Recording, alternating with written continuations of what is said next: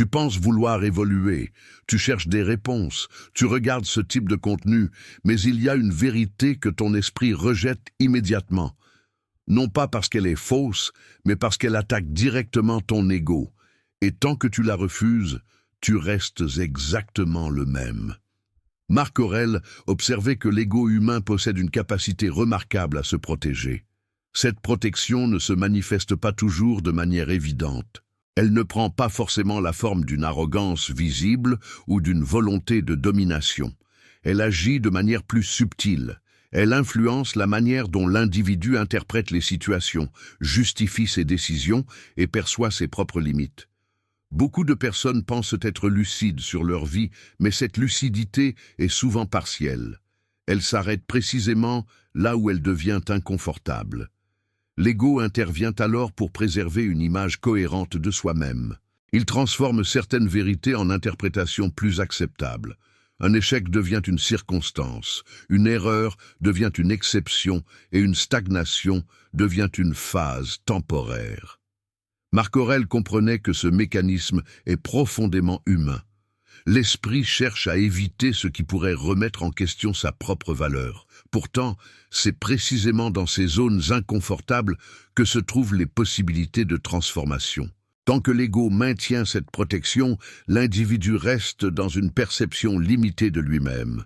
Il voit ce qu'il veut voir, mais ignore ce qui pourrait réellement le faire évoluer. Ainsi, la vérité qui dérange l'ego n'est pas difficile à comprendre.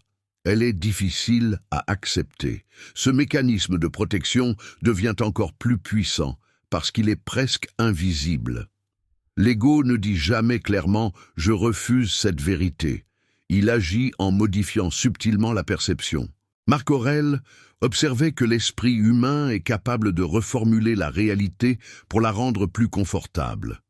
Une critique devient injustifiée, un conseil devient inutile, et une remise en question devient une attaque personnelle.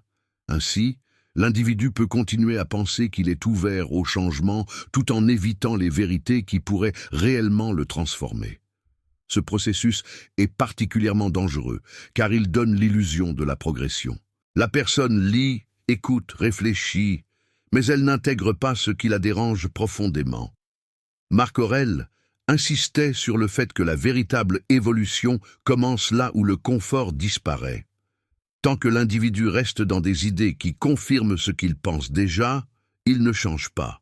Il renforce simplement ses croyances existantes. L'ego agit alors comme un filtre. Il laisse passer ce qui est agréable et bloque ce qui est inconfortable. Et c'est précisément ce filtre qui maintient l'individu dans une forme de stagnation, même lorsqu'il a l'impression d'avancer. Ce mécanisme de protection devient encore plus puissant parce qu'il est presque invisible. L'ego ne dit jamais clairement « je refuse cette vérité ». Il agit en modifiant subtilement la perception.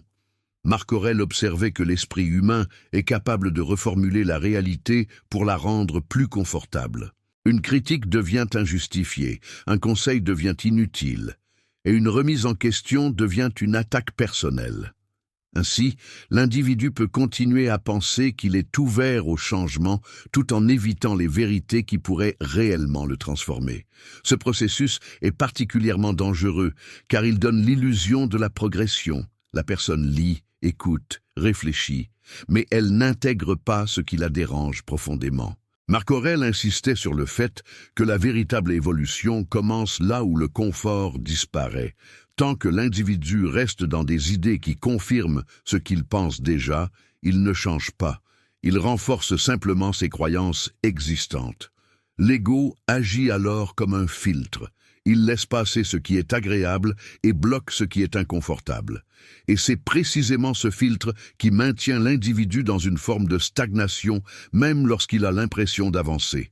À partir du moment où cette réalité commence à apparaître, une question devient inévitable. Pourquoi l'ego résiste-t-il autant au changement? Marc Aurèle comprenait que cette résistance n'est pas un hasard. L'ego ne cherche pas à empêcher la progression par malveillance, mais à maintenir une stabilité psychologique. Il protège une image construite au fil du temps, celle de quelqu'un de cohérent, capable et en contrôle. Toute vérité qui remet en question cette image est perçue comme une menace. Ainsi, même lorsque l'individu est confronté à une évidence, il peut ressentir une tension intérieure. Cette tension n'est pas liée à la difficulté de la vérité, mais à ce qu'elle implique. Accepter certaines réalités signifie reconnaître des erreurs, admettre des incohérences ou revoir certaines décisions passées. Marc Aurèle voyait dans cette reconnaissance une étape essentielle du développement personnel. Mais il savait aussi qu'elle est souvent évitée.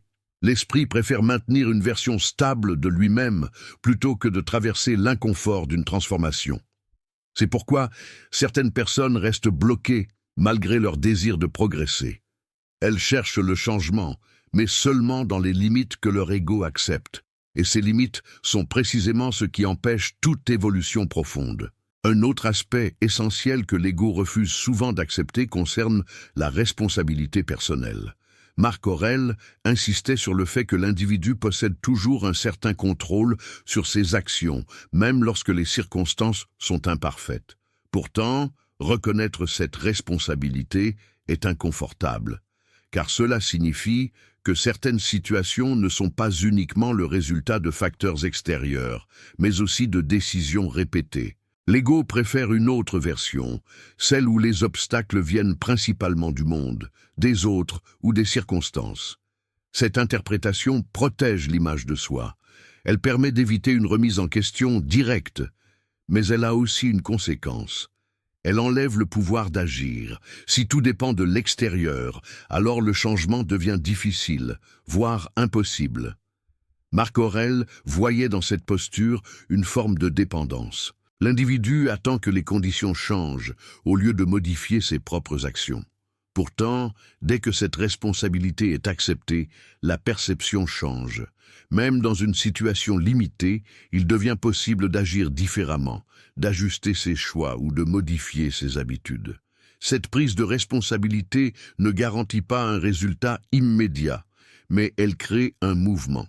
Et c'est ce mouvement qui permet de sortir progressivement de la stagnation. Ainsi, la vérité qui dérange l'ego n'est pas seulement que certaines choses doivent changer, mais que ce changement dépend en grande partie de soi-même. Mais la vérité la plus dérangeante pour l'ego ne s'arrête pas à la responsabilité. Elle concerne aussi l'écart entre ce que l'on pense être et ce que l'on fait réellement. Marc Aurèle rappelait que l'être humain se juge souvent à travers ses intentions, tandis que le monde le juge à travers ses actions. Cette différence crée une illusion puissante. L'individu peut croire qu'il est discipliné, déterminé ou engagé simplement parce qu'il en a l'intention. Pourtant, lorsque l'on observe les comportements quotidiens, une autre réalité apparaît. Les actions ne reflètent pas toujours ses intentions. Les décisions importantes sont repoussées, les efforts sont irréguliers et les priorités changent facilement face à l'inconfort. L'ego protège cette incohérence en mettant l'accent sur les intentions plutôt que sur les résultats. Il maintient l'image d'une personne qui pourrait agir, sans confronter le fait qu'elle n'agit pas encore. Marc Aurèle voyait dans cette distinction une clé essentielle, car tant que l'on s'identifie à ses intentions, il devient facile de se sentir en progression sans réellement changer. En revanche, lorsque l'on commence à observer ses actions avec honnêteté, l'écart devient visible. Et cet écart est inconfortable, car il remet en question l'image que l'on a de soi-même. Mais c'est précisément dans cette confrontation que se trouve la possibilité de transformation. À partir du moment où cet écart devient visible, une réaction naturelle apparaît, la résistance. Marc Aurèle comprenait que l'esprit humain ne change pas immédiatement lorsqu'il découvre une vérité inconfortable. Au contraire, il peut tenter de la minimiser, de la contourner ou de la repousser. Cette résistance ne se manifeste pas toujours par un refus direct. Elle peut prendre des formes plus subtiles. L'individu reconnaît partiellement la vérité, mais il la repousse à plus tard. Il se dit qu'il agira demain, qu'il commencera bientôt ou qu'il attend simplement le bon moment. Cette réaction donne l'impression d'une ouverture au changement, mais elle maintient en réalité le statu quo. Marc Aurèle voyait dans cette tendance un piège courant. L'esprit accepte l'idée du changement, mais refuse son application immédiate. Et c'est précisément dans ce délai que le blocage se maintient. Car chaque jour où l'action est repoussée renforce les anciennes habitudes. La vérité est reconnue, mais elle ne produit aucun effet réel. Comprendre cela demande une prise de conscience directe. Accepter une vérité sans agir ne change rien. L'individu reste dans la même situation, avec simplement une meilleure compréhension de son propre blocage. Et cette compréhension sans action devient une forme de frustration supplémentaire. Mais même lorsque l'individu décide enfin d'agir, l'ego peut encore intervenir d'une manière inattendue. Marc Aurèle observait que l'esprit humain aime les changements spectaculaires. Il préfère une transformation rapide, visible et intense. Cette préférence crée souvent un nouveau problème. L'individu tente de modifier trop d'éléments en même temps, adopte des exigences élevées et s'impose une discipline difficile à maintenir. Au début, l'énergie est présente, la motivation est forte. Mais face à la complexité de ce changement, la fatigue apparaît rapidement. Et lorsque cette fatigue s'installe, les anciennes habitudes reviennent. Ce cycle renforce une perception négative, celle de ne pas être capable de changer. Marc Aurèle voyait dans ce phénomène une mauvaise approche du progrès. Il insistait sur l'importance de la progression progressive. Changer une habitude à la fois, maintenir une action simple et répéter ce comportement dans le temps produit un effet beaucoup plus durable. Cette approche demande de renoncer à l'idée d'un changement rapide. Elle exige de la patience et de la constance. Et c'est précisément ce que l'ego rejette, car il préfère des résultats immédiats qui confirment une image positive de soi. Ainsi, même dans l'action, l'ego peut créer un blocage s'il impose un rythme irréaliste. Lorsque cette dynamique devient plus claire, une vérité encore plus directe apparaît. L'ego ne bloque pas seulement le changement, il redéfinit aussi la perception du progrès. Marc Aurèle observait que l'être humain a tendance à mesurer sa valeur à travers des résultats visibles. Tant que ces résultats n'apparaissent pas rapidement, il peut avoir l'impression que ses efforts ne servent à rien.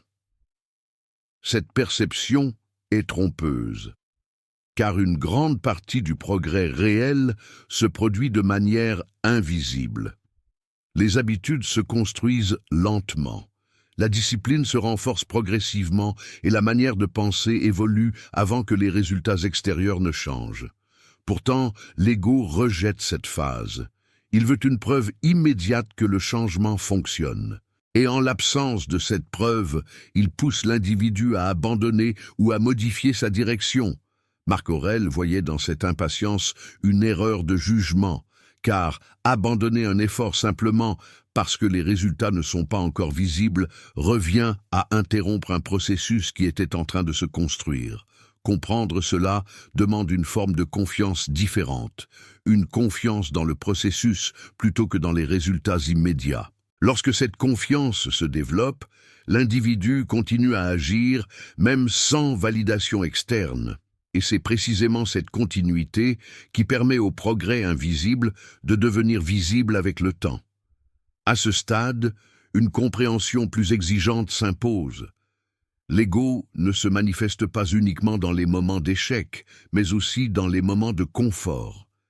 Marc Aurèle observait que l'être humain peut facilement confondre stabilité et progrès. Lorsqu'une situation devient familière et relativement confortable, l'individu peut avoir l'impression d'être sur la bonne voie. Pourtant, ce confort peut masquer une absence d'évolution réelle.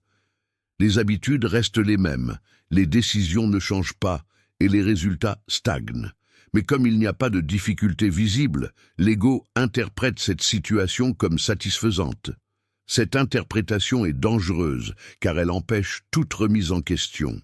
L'individu ne voit plus la nécessité de changer puisqu'il ne ressent pas de pression immédiate. Marc Aurèle voyait dans ce phénomène une forme de stagnation silencieuse. Rien ne semble aller mal, mais rien ne s'améliore réellement.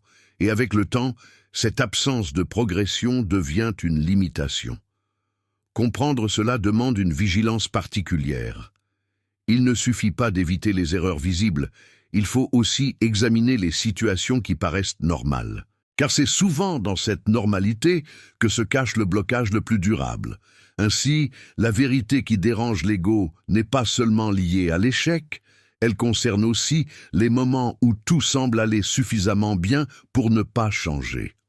À mesure que cette vigilance se développe, une autre réalité devient difficile à ignorer.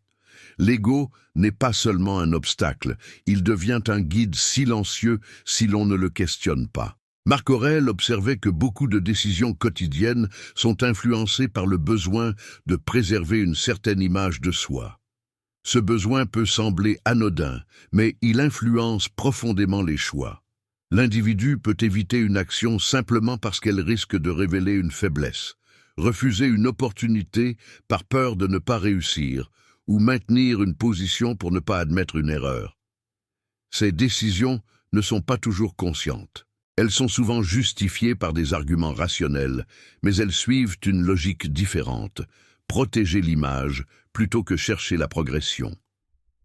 Marc Aurèle voyait dans cette tendance une inversion des priorités. Au lieu d'agir pour évoluer, l'individu agit pour maintenir une cohérence apparente, et cette cohérence devient une prison, car elle limite les expériences, réduit les prises de risques et empêche l'apprentissage. Comprendre cela demande une remise en question directe. Est-ce que tes décisions sont guidées par ce qui te fait progresser ou par ce qui protège ton image?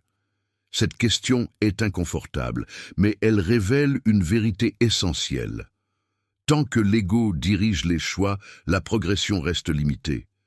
À ce niveau, une dernière illusion commence à disparaître, l'idée que l'ego peut être totalement éliminé. Marc Aurèle comprenait que l'ego fait partie du fonctionnement humain. Il ne disparaît pas, mais il peut être observé et maîtrisé. Le problème n'est pas son existence, mais le fait de le laisser diriger les décisions sans s'en rendre compte.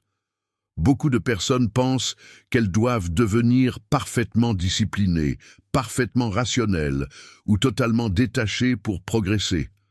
Pourtant, cette vision crée une attente irréaliste. Et lorsque cette perfection n'est pas atteinte, elles abandonnent. Marc Aurèle proposait une approche différente. Il ne s'agit pas d'éliminer l'ego, mais de reconnaître ses manifestations, observer les moments où il influence les décisions, où il protège une image, ou où il évite une remise en question, permet de reprendre le contrôle. Cette observation crée une distance. L'individu n'est plus entièrement dirigé par ses impulsions. Il commence à choisir ses actions avec plus de clarté. Et c'est dans cette capacité à observer sans se laisser emporter que se trouve une forme de liberté.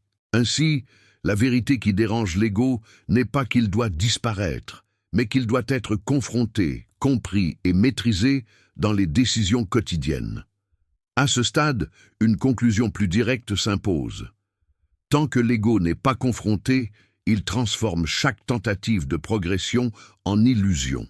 Marc Aurèle observait que l'esprit humain est capable d'adapter même les idées les plus puissantes pour les rendre confortables. Une vérité devient un concept, un principe devient une réflexion et une prise de conscience devient une simple idée intéressante.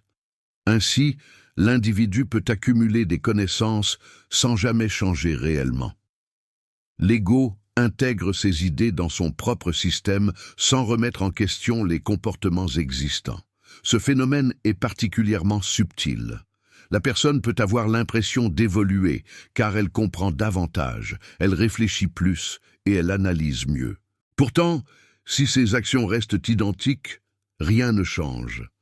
Marc Aurèle voyait dans cette dissociation entre compréhension et action l'un des pièges les plus fréquents, car elle permet de rester immobile tout en ayant le sentiment d'avancer. Comprendre cela demande une observation honnête. Est-ce que tes actions ont réellement changé ou seulement ta manière de penser? Cette question est essentielle, car elle révèle si la progression est réelle ou simplement intellectuelle. Tant que l'ego transforme la compréhension en illusion de progrès, la transformation reste bloquée. Mais pour que cette transformation devienne réelle, une étape décisive doit être franchie. Accepter de perdre une partie de l'image que l'on a de soi-même. Marc Aurèle comprenait que le changement implique souvent une forme de renoncement, non pas un renoncement à ses objectifs, mais à certaines croyances sur soi. L'individu doit parfois admettre qu'il n'est pas aussi discipliné qu'il le pensait, qu'il évite certaines responsabilités ou qu'il se limite par ses propres habitudes. Cette reconnaissance est inconfortable car elle fragilise l'image que l'ego a construite. Pourtant, elle est essentielle. Tant que cette image est protégée, elle devient un obstacle. Marc Aurèle voyait dans cette confrontation une étape nécessaire du développement. Elle permet de remplacer une perception illusoire par une perception plus juste. Et c'est cette justesse qui rend le changement possible. Car on ne peut pas corriger ce que l'on refuse de voir. Lorsque l'individu accepte cette perte d'image, il gagne quelque chose de plus solide, une base réelle sur laquelle construire. Ses actions deviennent plus cohérentes, ses décisions plus claires et sa progression plus authentique. Ainsi, la vérité qui dérange l'ego n'est pas seulement ce qu'il doit changer, mais ce qu'il doit accepter de laisser derrière lui. Au final, la vérité stoïcienne qui dérange ton ego n'est ni complexe ni inaccessible. Elle est directe, mais exigeante. Tant que tu protèges ton image, tu limites ton évolution. Marc Aurèle comprenait que la véritable force ne réside pas dans la capacité à paraître solide, mais dans la capacité à se voir tel que l'on est réellement. Cette lucidité n'est pas confortable. Elle met en évidence les incohérences, les habitudes inefficaces et les décisions évitées. Mais elle offre aussi quelque chose que l'ego ne peut pas fournir, une base réelle pour progresser. Lorsque tu cesses de défendre une image et que tu commences à observer tes actions avec honnêteté, un changement devient possible. Les décisions deviennent plus alignées, les comportements plus cohérents et la progression plus tangible. Marc Aurèle voyait dans cette démarche une forme de liberté intérieure, non pas la liberté de contrôler le monde, mais celle de ne plus être contrôlé par ses propres illusions.